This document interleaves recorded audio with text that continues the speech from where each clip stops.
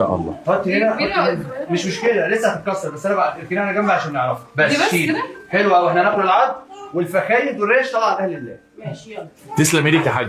تسلم يا حسن. ربنا يجعله في ميزان حسنات ابويا وفي ميزان حسناتك ان شاء آمين الله يا رب العالمين، وربنا يخليكم لي يا رب. اي تعليمات ويخليكي لينا يا حاج. انتوا الحاجه الحلوه اللي طلعتي بيها من الدنيا. وانت اجمل حاجه في الدنيا. الله يبارك لكم. الله يرحمك يا حاج جابر، كان فعلا إنسان محترم، كان كلامه كله مريح كويس، كان حريص إن ولاده كلهم يكونوا إيد واحدة متكاتفين، ما يكونش فيه بينهم أي خلاف أو أي زعل، ولكن قدر الله ما شاء فعل لما الشيطان بيدخل.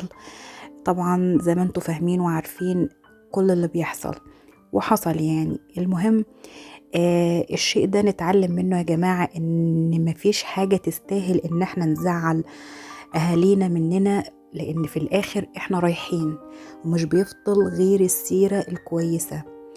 نص ساعه لحمه اتعملت اهي. ما هو لو نص ساعه ان شاء الله هاكل معاكم، ما اتاخرت يبقى انا لما اجي اكل بقى عشان انا رايح للدكتور. ان شاء الله هتلقى. احنا نقوم بالمهمه بتاع التوزيع ان دي شاء الله. انتوا الرجاله بقى ان شاء الله. احنا هنكيس وهنعمل، وانتوا عليكم المهمه التوزيع ان شاء الله.